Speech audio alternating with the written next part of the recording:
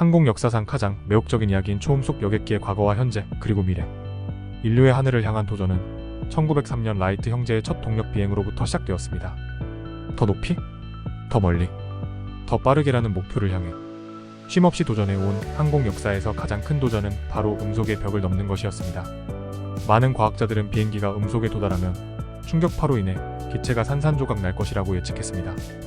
1940년대까지만 해도 음속은 넘을 수 없는 벽으로 여겨졌고 실제로 여러 시험 비행에서 조종사들이 목숨을 잃기도 했습니다. 하지만 1947년 10월 14일 미국의 전설적인 시험비행 조종사 척 예거는 이러한 편견을 깨뜨리고 역사상 최초로 음속의 벽을 돌파했습니다. 그가 탔던 벨 X1은 매우 독특한 방식으로 설계되었는데 당시 초음속에서 안정적으로 비행할 수 있는 것으로 알려진 유일한 물체인 59경 탄환의 모양을 본떠 만들어졌습니다. 예거는 B-29 폭격기에서 벨 X1을 투하하는 방식으로 시험비행을 진행했고 마하 1.07, 시속 1127km의 속도를 기록하며 인류 최초로 음속을 돌파하는 데 성공했습니다.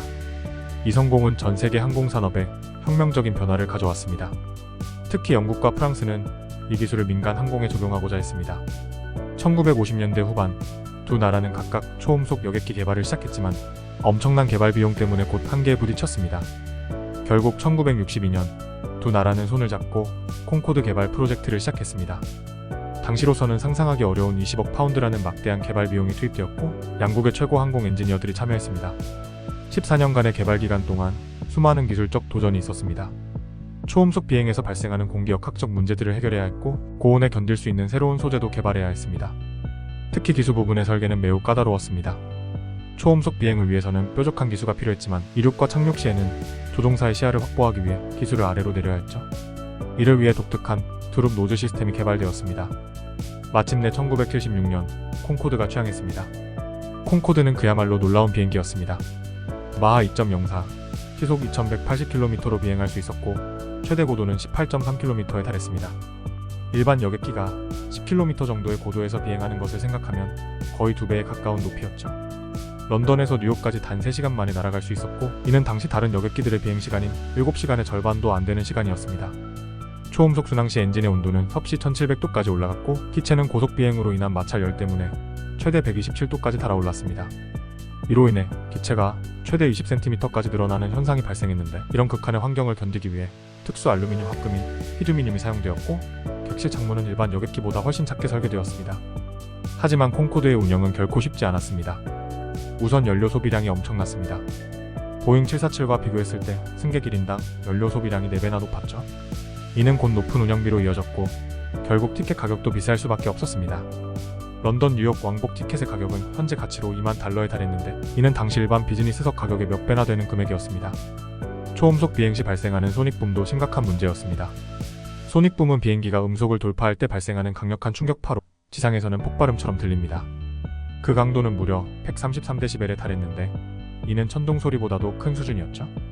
이 때문에 대부분의 국가들은 자국 영토 위에서의 초음속 비행을 금지했고 콩코드는 대서양 위에서만 초음속 비행이 가능했습니다. 이는 운항 노선을 크게 제한하는 결과를 가져왔습니다. 게다가 기체 관리에도 많은 비용이 들었습니다.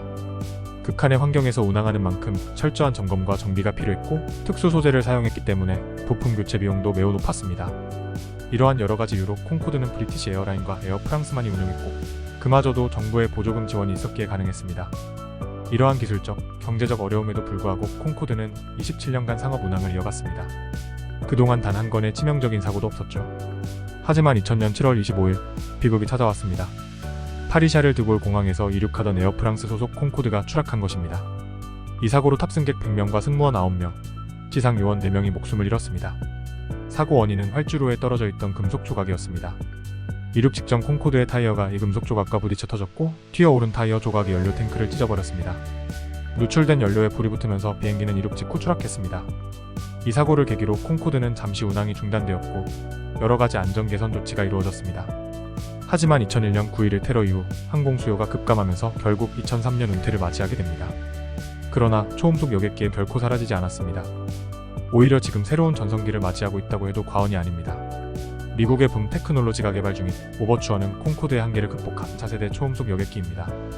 마하 1.7의 속도로 비행하며 최대 80명의 승객을 태울 수 있는데 특히 주목할 만한 점은 친환경성입니다. 오버추어는 탄소 중립을 목표로 지속 가능한 항공유를 사용할 계획입니다.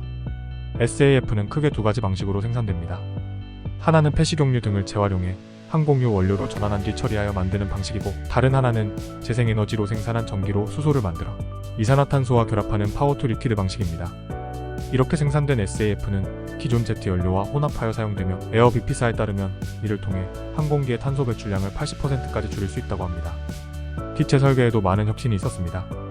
4개의 엔진을 사용하는 설계는 이륙 시 엔진 출력을 낮춰 소음을 크게 줄일 수 있게 해주었고, 갈매기형의 날개와 동체 디자인은 항력을 감소시키는 데 도움을 줍니다. 콩코드의 트레이드 마크였던 드롭 노즈 대신 증강현실 시스템을 도입하여 조종사의 시야를 확보하는 것도 주목할 만한 특징입니다. 붐 테크놀로지는 소닉붐을 완화하는 것을 목표로 하고 있으며, 이착륙 시에는 현대 일반 여객기와 비슷한 소음 수준을 유지하도록 설계되었습니다. 그러나 소닉붐으로 인한 영향을 피하기 위해 바다 위에서만 초음속 비행을 할 계획입니다.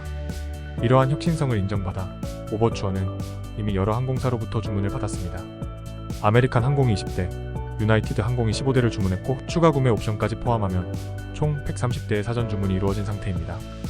오버추어는 2029년 취항을 목표로 하고 있으며, 런던 뉴욕 노선의 왕복 요금을 $5,000 선으로 책정할 계획입니다. 이는 콩코드의 요금이었던 $20,000의 4분의 1 수준입니다. 더욱 흥미로운 것은 초음속을 넘어 극초음속 여객기 개발도 활발히 진행되고 있다는 점입니다. 보잉은 마하 6, 즉 시속 6,500km로 나는 여객기를 구상 중입니다. 이 속도라면 대서양을 2시간, 태평양을 3시간 만에 건널 수 있습니다. 특히 이 비행기는 하루에 대서양을 4에서 5회 왕복할 수 있어 항공기 운영 효율성도 크게 높아질 것으로 기대됩니다. 유럽의 EADS는 더 야심찬 계획을 가지고 있습니다. 마하 4로 나는 GHST 개념을 발표했는데, 이 비행기는 지상 이륙 후 32km 상공까지 올라가 극초음속 비행을 하는 것을 목표로 합니다. 영국의 리액션 엔진스는 더욱 혁신적인 접근을 하고 있습니다. 수소 연료를 사용해 마하 5 이상으로 나는 A2 프로젝트를 진행하고 있는데, 이 비행기가 실현되면 브뤼셀에서 시드니까지 단 4.6시간 만에 도착할 수 있게 됩니다. 말 그대로 전 세계가 1일 생활권이 되는 것이죠. 나사도 초음속 여객기 개발에 적극적으로 참여하고 있습니다. X59 QSST라는 실험기를 개발 중인데, 이 비행기는 소닉붐을 획기적으로 줄이는 것을 목표로 합니다. 나사의 계획은 소닉붐의 강도를 75pl/dB까지 낮추는 것인데, 이는 콩코드의 105pl/dB에 비해 크게 감소된 수준입니다. 이 정도면 지상에서 느끼는 소음이 자동차 문이 닫히는 소리 정도라고 합니다. 하지만 이러한 야심찬 계획들 앞에는 아직 많은 도전 과제들이 놓여 있습니다. 가장 시급한 문제는 SAF의 생산량입니다. 현재 전체 항공유 중 SAF의 비중은 0.1%에 불과한데, 이는 초음속 여객기들의 수요를 충족시키기에는 턱없이 부족한 양입니다. 더구나 SAF를 대량 생산하기 위해서는 아직 존재하지 않는 기술들이 필요하다고 합니다. 극초음속 비행의 경우 기체가 받는 열도 심각한 문제입니다. 마하 3에서는 기체 표면 온도가 330도까지 올라가는데, 이는 일반적인 항공기 소재로는 견딜 수 없는 수준입니다. 티타늄이나 특수복합 소재와 같은 첨단 소재가 필요하지만, 이러한 소재들은 매우 비싸고 가공하기도 어렵습니다.